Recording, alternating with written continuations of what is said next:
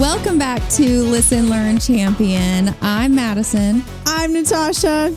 And we're here today to talk about the things that happen after the ring. Yo, we thought of this title in the car on the phone. And I was like, it's got to be catchy. Come on, we got to get people's attention. And I was like, ring, bling, thing. The thing that happened after the ring. Yeah, because I feel like nobody talks about it. They don't. They don't talk about the stress. Yeah. So we talked about dating prior. Yeah. And everyone has a different outlook on what engagement looks like, right? Yeah. And I feel like everyone's is different. Everyone's is different. When it should happen, how it should happen, who should be there, who shouldn't be there. Yeah. There's so many questions and so many different opinions that lead up to the engagement. So you have all of these there's so much anticipation and you're thinking about so many different things and then it happens. There's a lot. So Natasha, tell me, how did you feel, right after it happened versus when reality kind of started to sink in? Because again, everyone's different. Some people might not have ever imagined this happening. Hopefully when you get engaged, the moment is a surprise, but the act isn't. Hopefully it's something that you've talked about and you and your partner are ready for this next season, but you get so excited. So tell me about, right after, how you felt right after, and then once you got settled, maybe a month, 2 months after. Well, I couldn't stop looking at my ring for starters. And then I'm like, this feels so weird. What is this thing on my finger? And I don't sleep with my ring. Yeah. I know some people do, but mine's a rectangle. So it gets stuck in my hair almost all the time. So I don't sleep with it. Okay.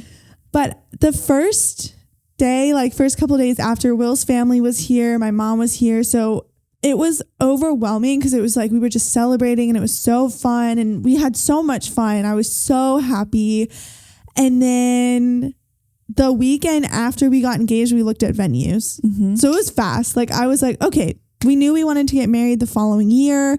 I didn't want to have a long engagement personally. It just wasn't for me.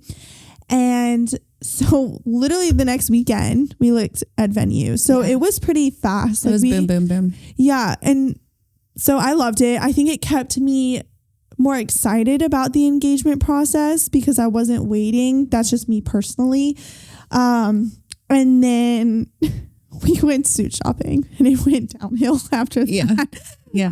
I always knew that I feel like as a bride and when you're planning a wedding, it's all about the bride. Yeah. And not so much about the groom. Mm-hmm. And so I really wanted him to have his special moment and go try on suits and go look at wedding bands. He was just not having it. He was just why am I doing this? And I'm like, come on, you're supposed to be excited. Yeah. And I just realized it wasn't that he wasn't excited. It just wasn't coming off how I wanted him to be, if that makes sense. Yeah.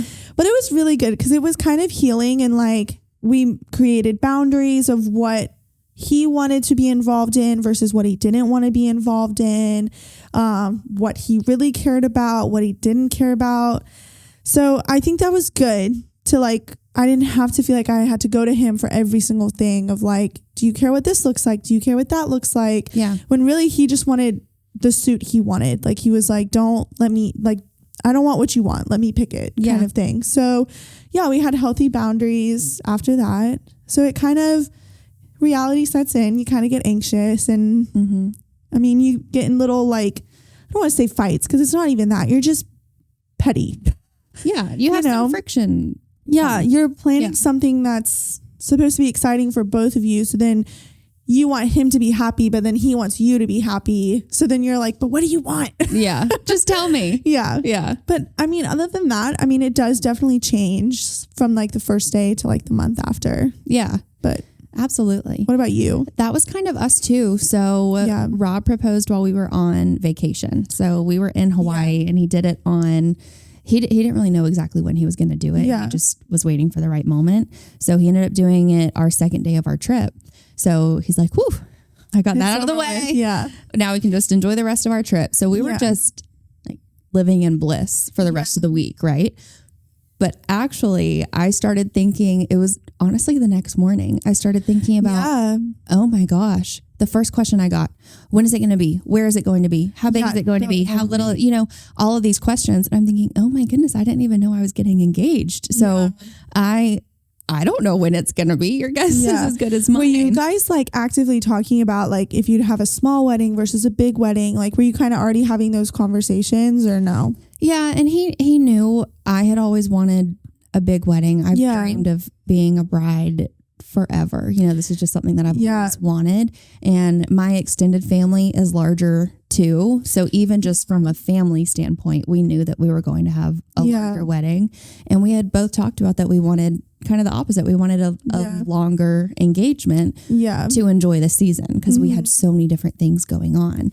And so since we knew it was going to be a big wedding, I previously, even before we got engaged, I'm exposing myself. I started just writing down people that I knew I wanted to be at our wedding. Oh yeah. We had a list probably a month and a half before he proposed. Yeah. Just because I was like, we need to talk about this now before people's opinions are shoved down our throats. Yeah. Yeah. And so I started thinking about it. And the next morning at breakfast, I just realized I was getting so stressed already. Yeah. And my dad stopped me and he said, you cannot do this. Yeah. Your first day being engaged. You have a whole process ahead of you. So I got to enjoy the rest of it. And then, you just start thinking about everything you have to do rather than thinking about everything you get to do. Because as you begin, you're figuring out the budget, you're figuring out, and everyone looks different. Everyone's situation looks different. A lot of people are eloping these days, or they'll, travel with just their partner and do it that way, or they still want to do big weddings. I mean, it really just depends on you, but it's so easy to get caught up in all of the details. It is. And lose track of the entire season of engagement, which is really what we're going to dive into today in our experiences and things that come up. So what I had written down is so many of us enjoy the fiance bliss for such a short period of time because there's such a stigma around wedding planning, like, oh, bridezilla and all of these things. I'm like, wait, I don't feel like a bridezilla. Am I supposed to be? What am I supposed to be so stressed out about? And then you talk yourself into this spiral attitude of everything you have to do instead of I get to do this. Yeah. Mine's been like kind of the opposite. I'm not stressed at all. Which is so good. And everyone around me is like, it's like 4 months away. Like you've done nothing. And I'm like, girl, I'm not even stressed. Like a lot of the things I have left, I can't do until like a month before. Because a lot of my stuff, honestly, I'm doing it very like, I hate the word frugal, but I want like a garden, like a garden kind of thing. So I'm getting natural plants, like, and it's winter, everything's dead. So I'm like, I can't be getting all that. Can't get anything right now, so it doesn't really matter. But like my friends and my mom, she's like, "Aren't you stressed? Like you have so much to do." I'm like, "No, I really don't have that much to do."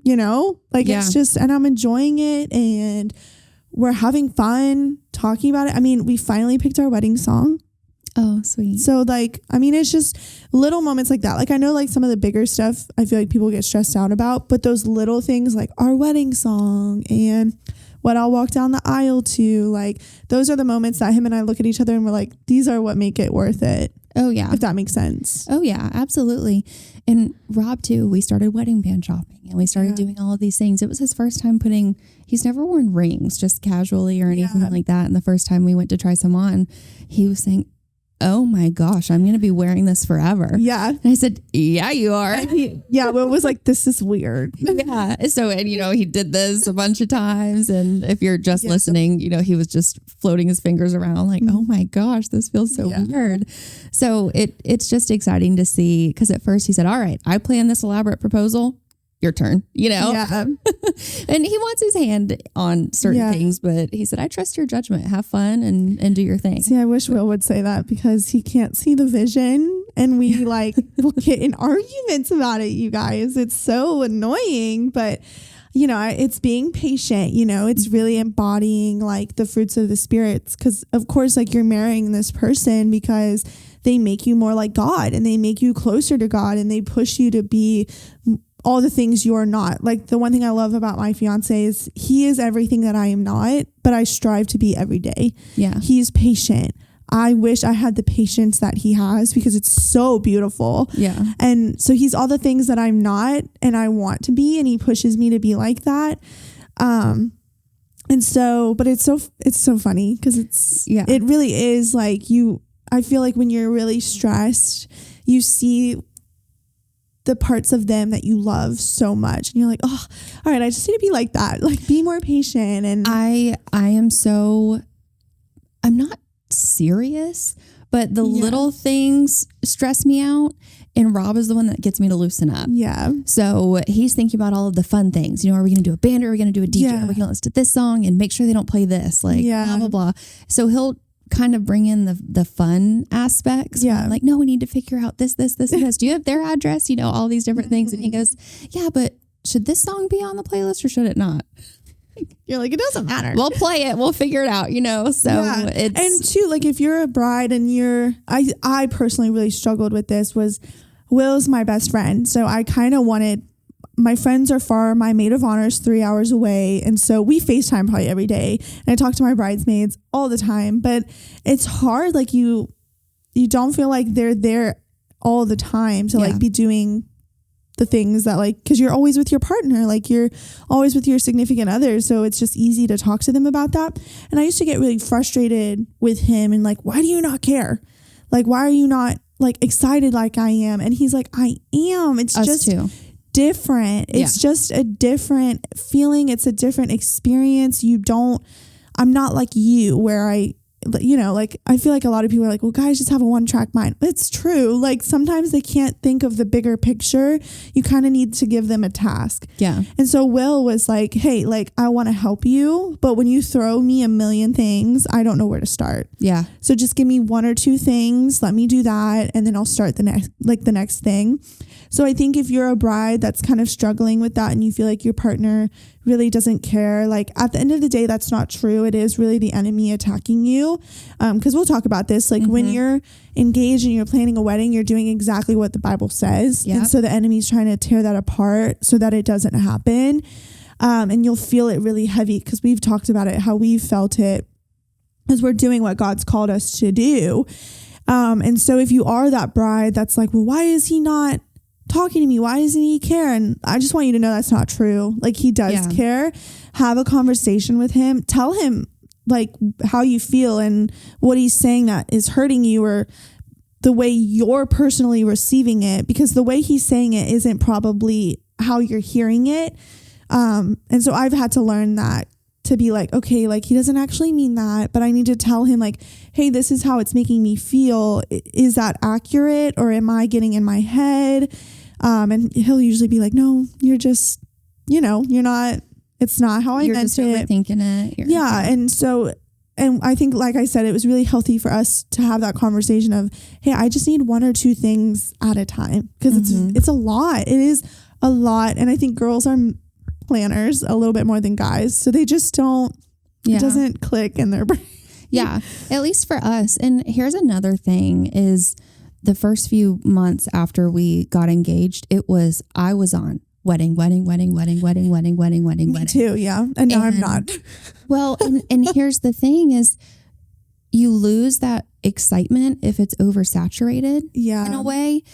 And you don't want to lose each other in it. When you're so focused on the outcome and you're just trying to get things done, don't lose the joy in the journey because and don't lose that connection with each other. Yeah. Because good. if he's passionate about it, I want to share that passion with him. Yeah. And so since I'm passionate about it, I expect the same in return. And he's really, really great at it. Yeah. But if that's all I'm talking about all the time, what other substance are we growing in our relationship in this season of engagement between dating and marriage? Yeah. If that's all we're talking about. And it's really easy to get consumed. I think too, for us, like we were talking about planning our wedding before it even happened. Yeah.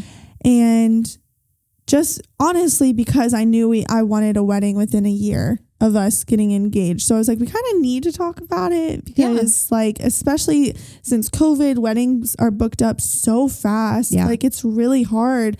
And so we were already like talking about it and I was looking at venues and I look back and I'm like, oh, I wish I didn't do so much of it then.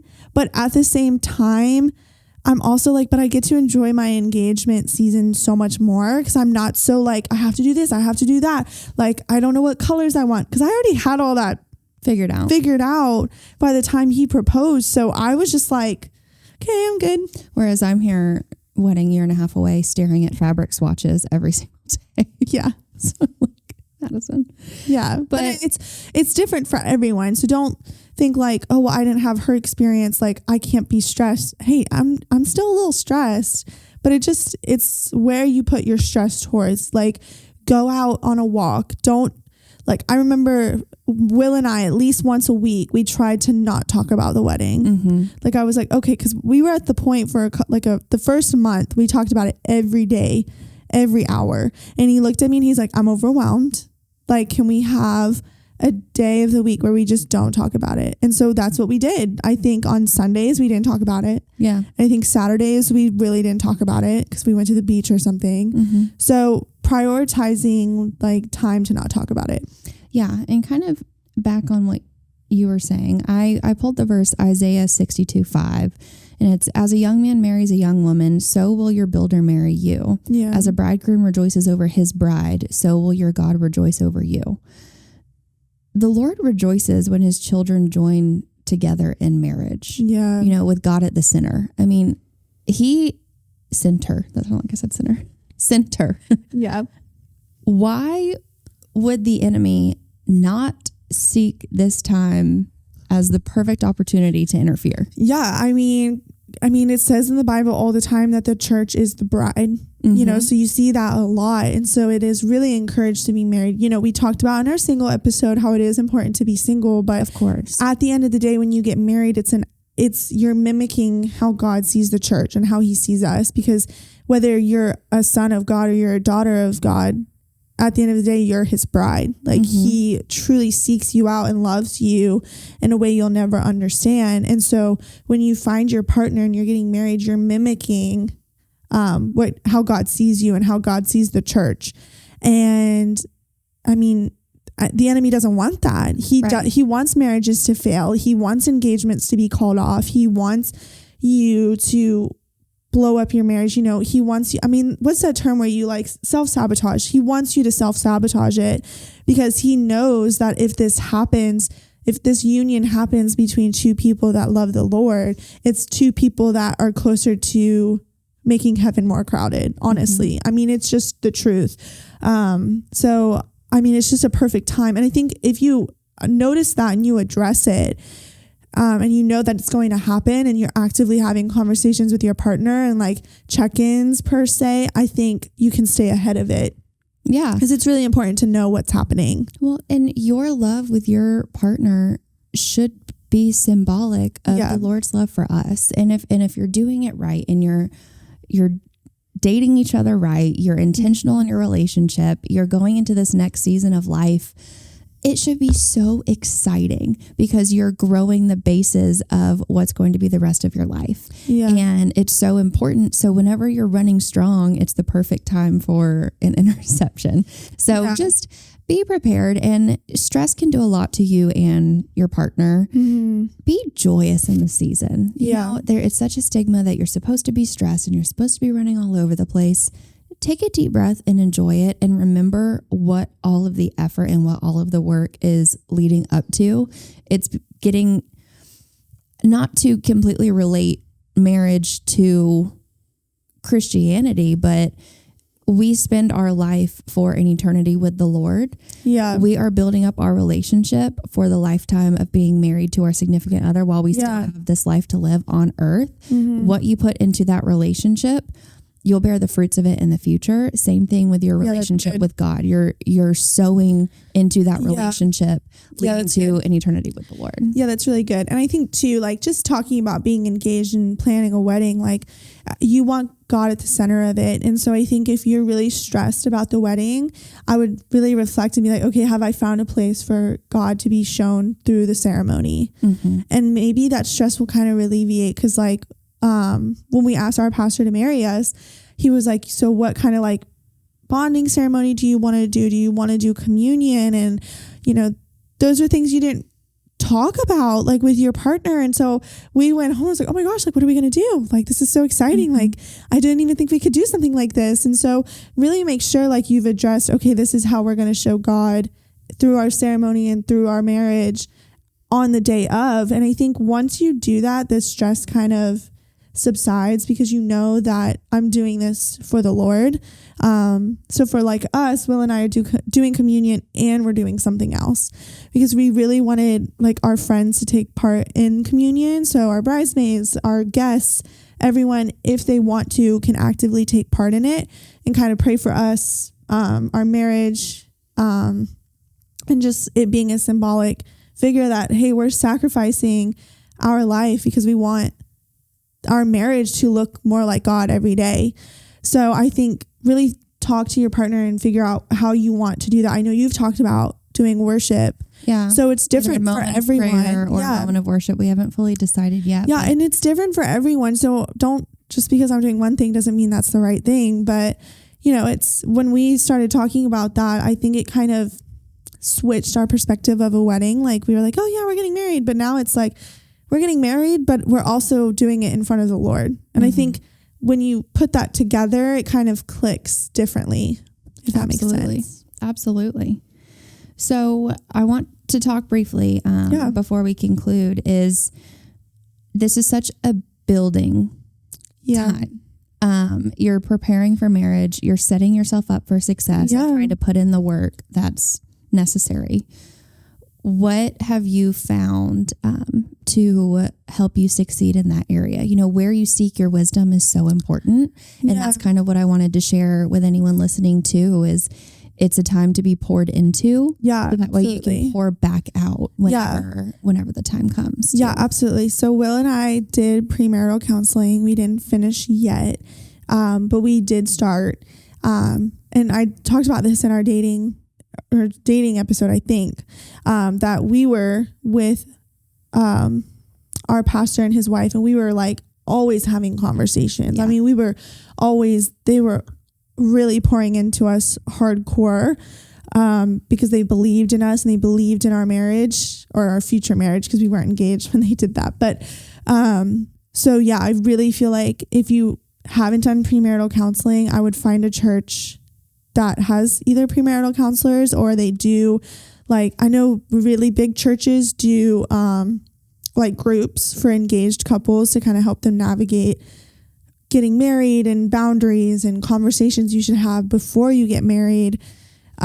There's a few books too. There's one, Before You Get Engaged and a few others. There's so much out there. So I would definitely look into those things. If you do premarital counseling, I would find someone older in their faith, someone that's walked in their faith in a really long time. Wisdom is the key. Yeah. Yeah. Because the people we started counseling with, they've been married for a very long time. They have their own church, all these things. So they were like pouring a lot of like biblical truth over us of like, you know, how to walk it out, stuff like that. So, I mean, I would just find someone older. Like we wouldn't do premarital counseling together. Like I would not be your counselor because we're at the same level. Right. Like you really do need someone to pour over you and overflow your cup because you can be so stressed out and so honestly fearful for your marriage, depending on where your background comes from with your family. I know personally, like I'm very afraid that my marriage won't last, but I know that that's the enemy